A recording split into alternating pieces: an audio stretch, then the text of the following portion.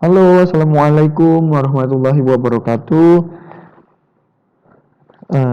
Di sini kita kembali lagi ya untuk belajar pemrograman web dan perangkat bergerak. Nah, pertama-tama kita kan udah mempelajari tuh dan juga udah pernah ngebuat juga HTML sederhana yang benar-benar sederhana gitu kan. Nah, untuk sekarang kita belajar di LKS halaman 35 yang berisi format hyperlink pada halaman web. Kalian buka LKS PWPB-nya, jangan sampai lupa ya.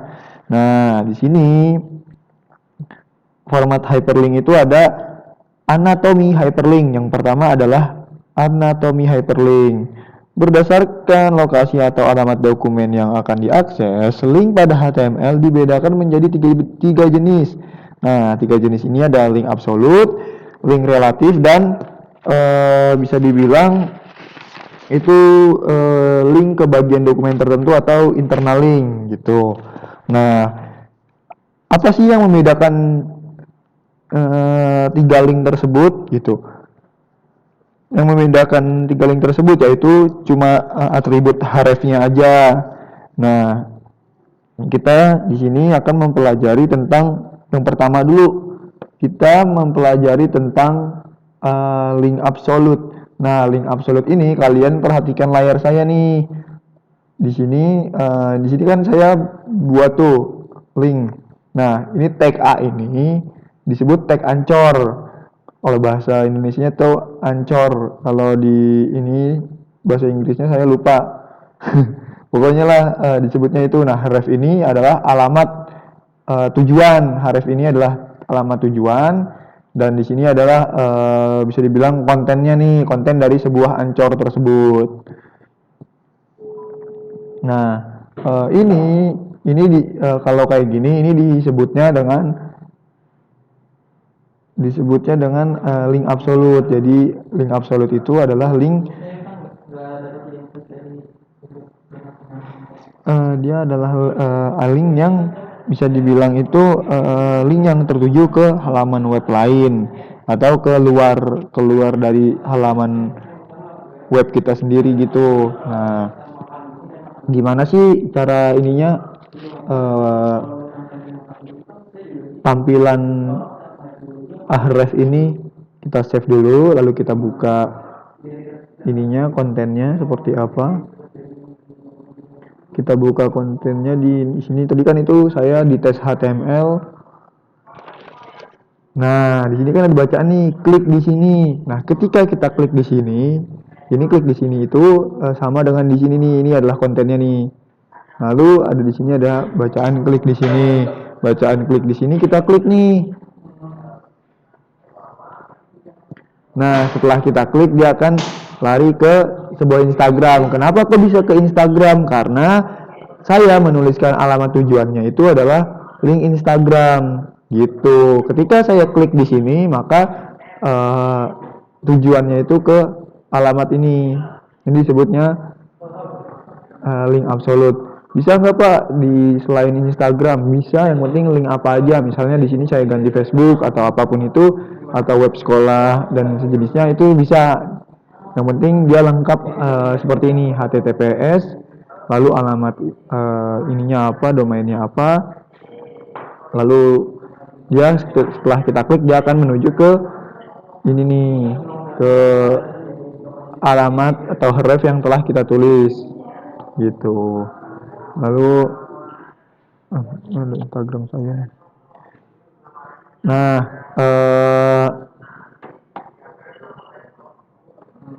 ini disebutnya link absolut gitu kan.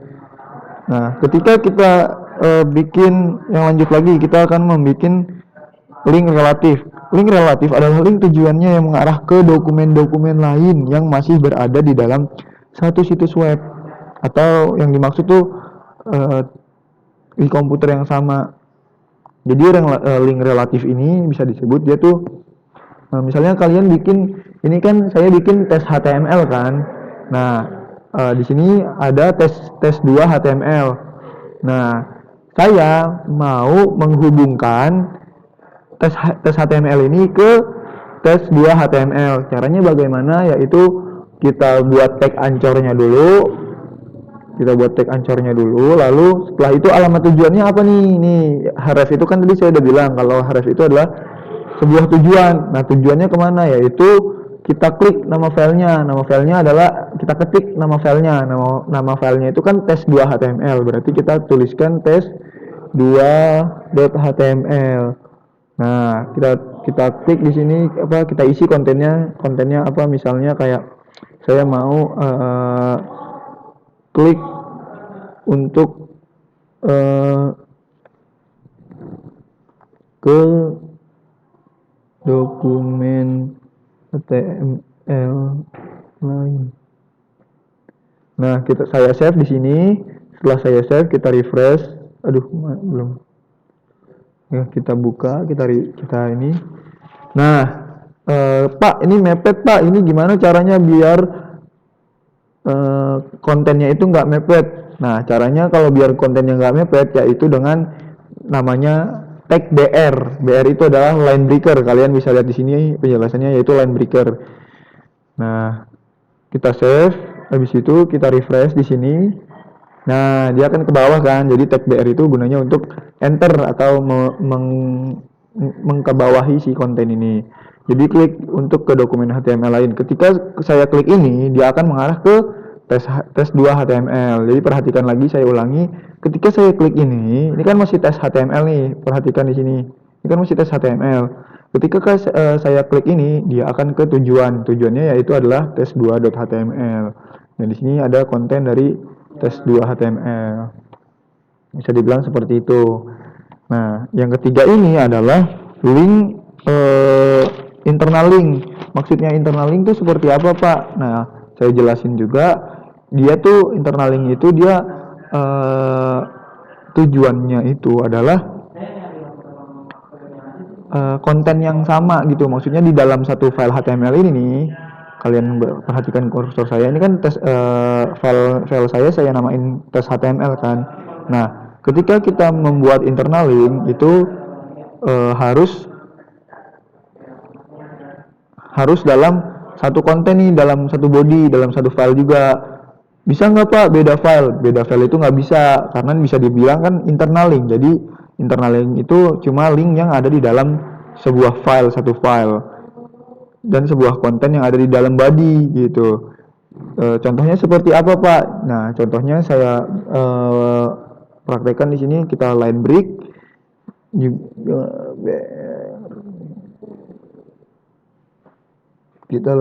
sini.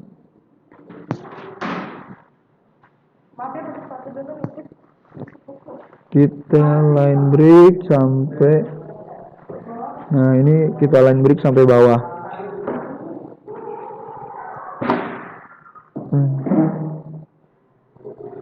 Nah, ini kita tulis baru P itu kalian tahu kan, P itu adalah paragraf. Tuh, kalian bisa melihat penjelasannya. Di sini P adalah P paragraf. Nah, tag P itu adalah sebagai paragraf. Namun internal link itu dia nggak asal kayak gini. Dia butuh yang namanya identitas dari suatu konten gitu. Nah, jadi untuk internal link ini kita perlu yang namanya ID atau bisa disebutnya identitas atau identifier. Maka ID ini kita sebut sebagai ID ini itu disebutnya identifier atau identitas. Nah, identitas ini kita namanya paragraf. Nah, lalu kontennya adalah ini adalah sebuah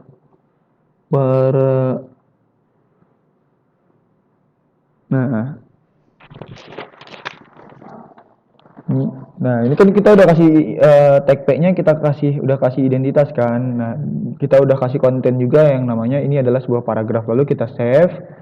Setelah itu ininya kita refresh. Nah, misalnya kan kalian buka Google kan lama nih ya. Maksudnya tuh kayak kontennya banyak kan. Nah, kalau kontennya banyak itu kita harus repot-repot nge-scroll kan, harus repot-repot ngarahin ke bawah, ngarahin si si scroll lock ini untuk ke bawah gitu kan. Nah,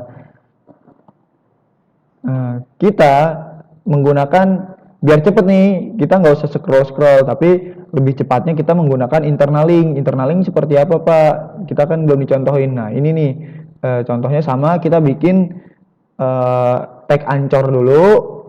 Kita bikin tag ancor, lalu nah ini kan udah ada tanda pagar kan.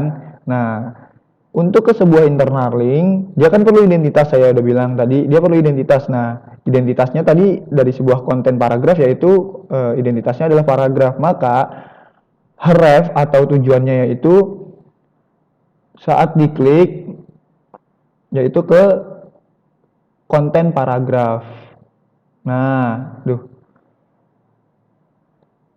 ke konten paragraf. Tapi harus kalian ingat, beda dia internal link beda dengan yang lain. Yang lain tidak pakai tanda pagar.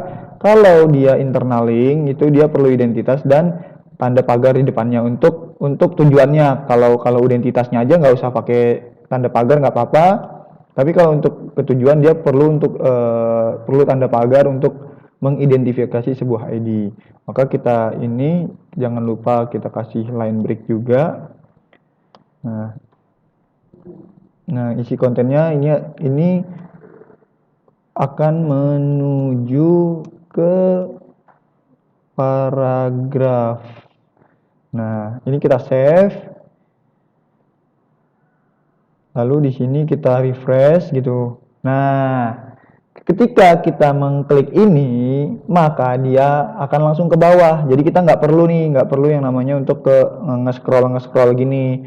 Jadi lebih gampangnya kita klik aja ini. Nah, dia langsung auto ke ketika kita klik nih, kita klik kan warnanya merah. Nah, saat kita klik tuh, nah dia akan langsung ke konten tersebut yang sudah kita tandai alamat tujuannya. Tapi harus dipastikan bahwa konten ini mempunyai identitas dari tag-nya gitu.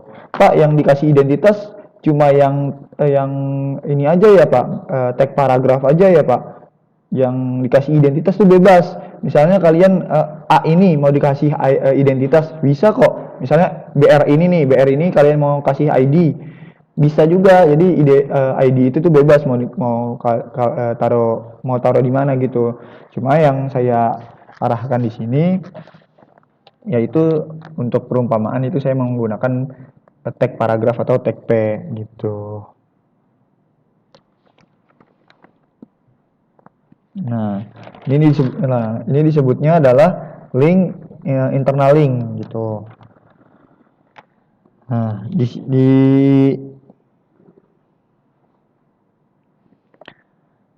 Nah, format link antar halaman web untuk membentuk sitemap. Nah, untuk membentuk sitemap ini bisa kalian praktekkan sendiri. Nah, yang format target link ini juga kalian praktekkan sendiri gitu. Untuk target link email dan telepon itu saya praktekkan satu aja deh. Nah, itu kalian baca-baca. Nah, ini nih saya mau misalnya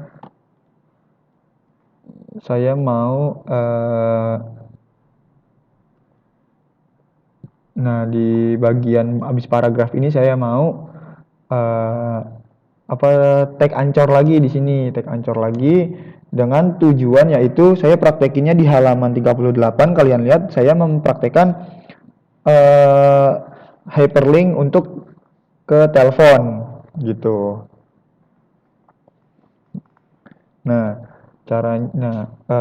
saya udah bilang dari tadi kan kalau href itu adalah sebuah tujuan yang ingin kita tuju. Nah, di sini di contohnya yaitu gimana sih cara menghyperlink nomor telepon biar kalau kita klik itu dia langsung akan nelpon. Nah, caranya yaitu ikutin di contoh halaman 38. Nah, halamat tujuannya yaitu nomor telepon dengan 081298989898. Nah, ini cara menulis hyperlink untuk nomor telepon. Jangan lupa dipastikan ini menggunakan ini tiga simbol ini gitu kan. Nah, lalu kontennya di sini adalah klik di sini untuk menelpon kampus misalnya. Ini adalah nomor kampus misalnya. Untuk menelpon kampus lalu kita save di sini. Nah, ini kita iniin, kita refresh. Nah, tadi kan saya naro ininya ada di bawah paragraf kan. Ada di bawah tag paragraf, berarti dia ada di paling bawah. Nah, kita klik ini biar langsung ke bawah. Nah, di sini ada nih, klik di sini untuk menelpon kampus. Ketika kita klik ini, nah, dia akan muncul notifikasi seperti ini. Make a call from. Nah, kalau kalian melakukan testing di Android atau di iOS, itu tuh dia langsung akan mengarahkan ke nomor telepon, ke aplikasi telepon kalian. Jadi ini kan di komputer, jadi nggak bisa langsung ke telepon. Tapi kalau misalnya kalian menggunakan handphone, smartphone gitu kan, mau iOS atau Android itu bebas, itu pasti langsung akan ke aplikasi telepon kalian untuk menelpon yang eh, saya daftarkan atau nomor telepon yang tertera pada href tadi atau tujuannya tadi gitu. Mungkin untuk hyperlink cukup sampai di sini. Terima kasih. Jangan lupa setiap perubahan itu di save.